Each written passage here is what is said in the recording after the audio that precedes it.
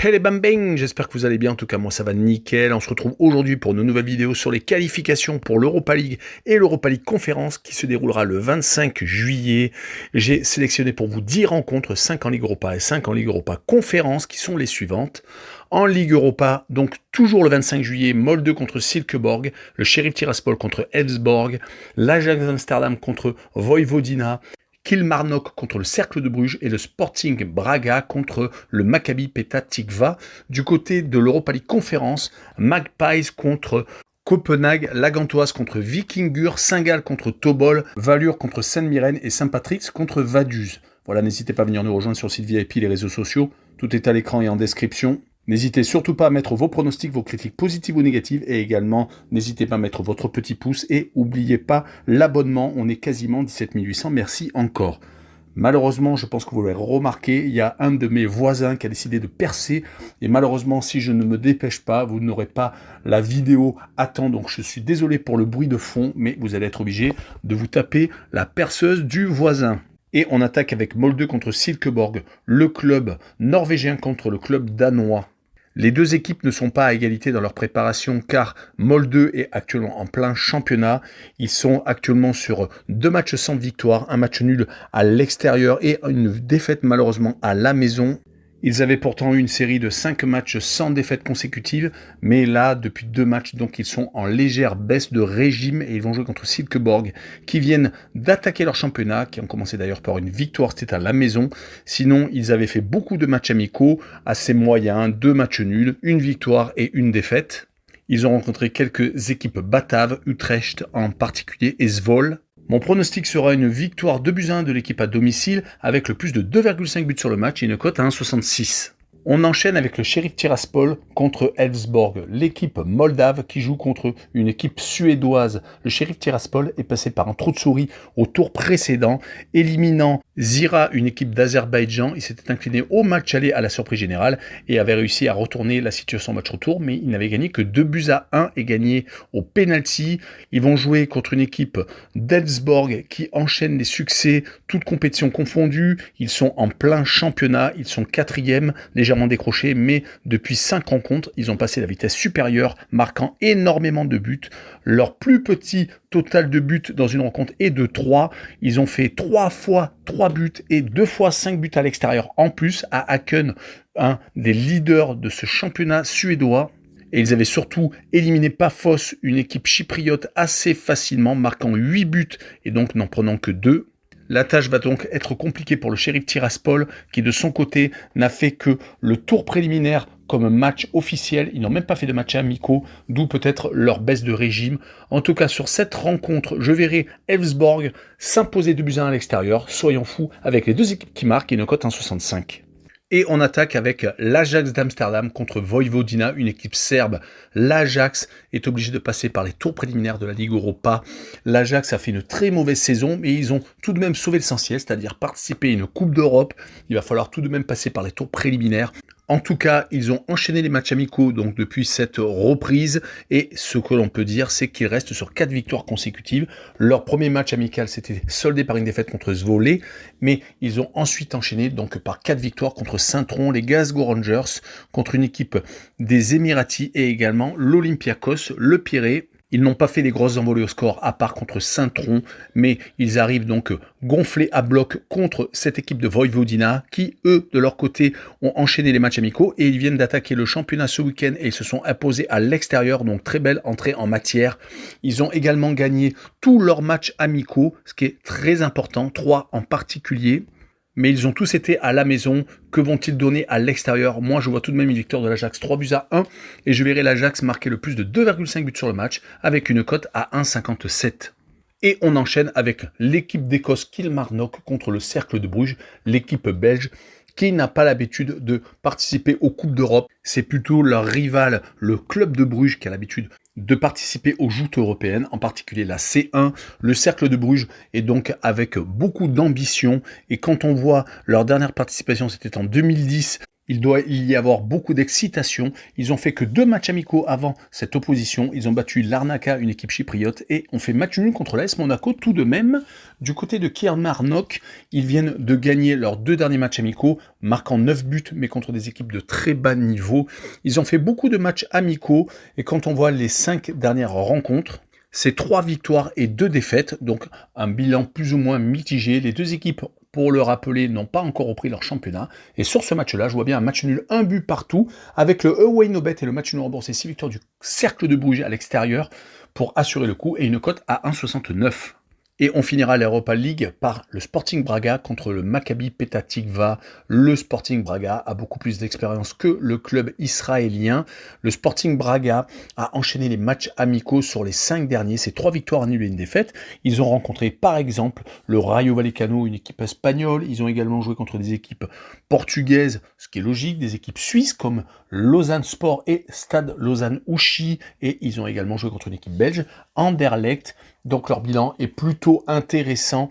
Il va falloir resserrer les boulons tout de même contre une équipe israélienne qui est très compliquée à jouer, mais qui a tout de même perdu ses 2 derniers matchs. Un match amical contre une équipe bulgare, le CSKA Sofia, et surtout la Super Coupe d'Israël contre le Maccabi Tel Aviv, et ils ont perdu 2-0. On rappellera qu'il n'y a pas vraiment de match amical à part celui contre le club bulgare recensé.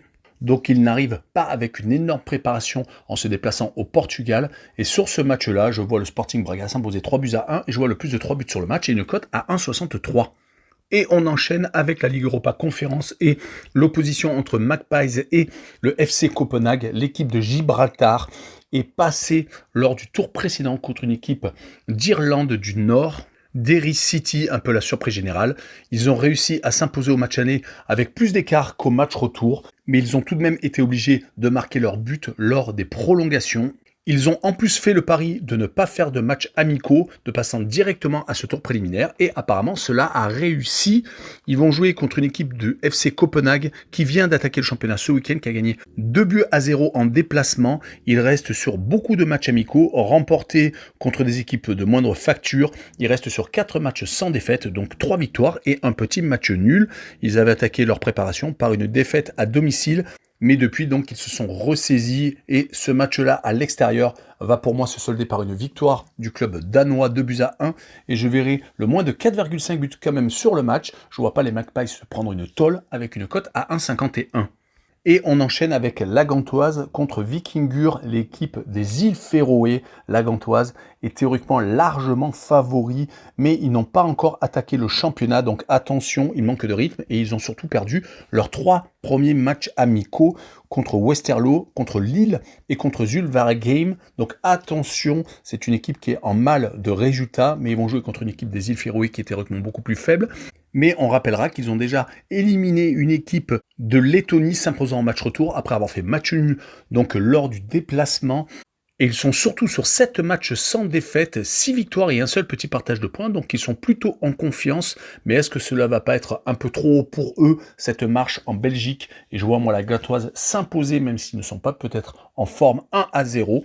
Mais en cote sécurisée, un handicap de plus de 2,5 buts pour le club des îles Féroé, qui, pour moi, ne doivent pas perdre par plus de 3 buts d'écart. Donc, s'ils perdent par 2 buts d'écart, la cote est bonne. Si c'est 3 buts d'écart, par contre, la cote est perdue et la cote sera à 1,88. Et on poursuit par Saint-Gall, le club suisse, contre Tobol, l'équipe du Kazakhstan. Les Helvètes viennent d'attaquer leur championnat par une défaite à l'extérieur à Winter Tour, malheureusement. Ils avaient fait beaucoup de matchs amicaux, mais les résultats étaient assez contrastés. 2 défaites contre Ludogorets et contre Rapperswil Jona, une équipe de Challenge League, la 2e division suisse, et également 2 victoires à l'extérieur contre Craiova, une équipe roumaine, et Vaduz, l'équipe du Liechtenstein, qui participera également à la Coupe d'Europe, et on va y revenir. Ils ont donc des résultats assez contrastés, et ils vont recevoir une équipe de Tobol qui, de son côté, est en plein championnat. Ils sont à la 4e position, mais ils ont été éliminés de la Ligue Europa au tour précédent par Uzemberok. Ils ont donc été reversés en C4. Ils espèrent rattraper un peu le coup, car ils aimeraient bien participer à une Coupe d'Europe, mais cela va être compliqué, car ils se tapent une équipe suisse qui est théoriquement supérieure. Si on prend les derniers résultats, c'est 2 victoires, 1 défaite et un petit match nul. Donc sur cette rencontre, je vois Saint-Gall s'imposer 2-1 quand même, et Saint-Gall marquer le plus de 1,5 but sur le match, et une cote à 1,42. Et on poursuit avec le Valur Reykjavik contre Saint-Mirren. Le Valur Reykjavik est actuellement en plein championnat, ils sont 3e. Ils sont légèrement décrochés, mais avec un match en moins, ils peuvent se rapprocher à 2 points du leader, leur concurrent, le Vikingur Reykjavik. Ils restent sur 3 matchs sans défaite. Ils ont réussi à gagner en championnat, puis enchaîner par un tour préliminaire donc de cette C4, éliminant une équipe d'Albanie, s'imposant au match retour assez facilement à l'extérieur 4-0 après avoir été accrochés à la maison. Donc ils ont réussi à rattraper le coup, mais ils vont jouer contre une équipe de Saint-Mirren qui n'est pas une équipe habituée à faire des joutes européennes, qui reste sur 4 matchs sans défaite, 4 matchs amicaux d'ailleurs, 2 victoires à l'extérieur, puis 2 matchs nuls à la maison contre des équipes de moindre facture. Ils vont donc être un peu dans l'inconnu. C'est pour cette raison que je verrai bien un 2 buts partout, avec beaucoup de buts bien entendu. Mais le home no bet et le match nul remboursé 6 victoires du Valur Reykjavik à la maison et une cote à 2,11. Et on finira par Saint-Patrick's contre Vaduz, l'équipe du Liechtenstein. L'équipe irlandaise a peut-être un petit avantage car il joue à la maison, mais Saint-Patrick's vient de perdre en championnat contre Derry City. Ils sont 7e actuellement après 25 journées. Ils sont avec des résultats assez contrastés ces derniers temps. Ils n'ont pas eu de coupure avec 2 défaites, 2 victoires et un match nul. Donc plutôt intéressant si on prend les résultats surtout à la maison où ils n'ont tendance à pas perdre beaucoup avec 3 victoires, 1 nul et une défaite sur les 5 derniers matchs de championnat et de Coupe d'Europe donc chez eux et de matchs amicaux.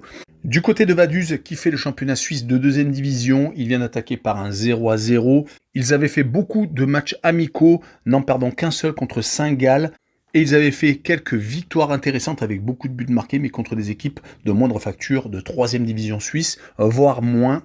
Ils avaient voulu prendre beaucoup de confiance, mais malheureusement, cela ne s'est pas passé obligatoirement comme ils voulaient. Ils vont donc se déplacer en Irlande, et je vois une victoire de l'équipe à domicile 1-0, et je verrai le draw no bet et le pari remboursé si match nul, et une cote à 1,73. Voilà, merci d'avoir écouté, avec un bruit de fond sonore qui était un peu casse-couille, il faut le dire. Voilà, j'hésite pas à sortir les mots qu'il faut. En tout cas, merci de m'avoir suivi, et ciao les bambins!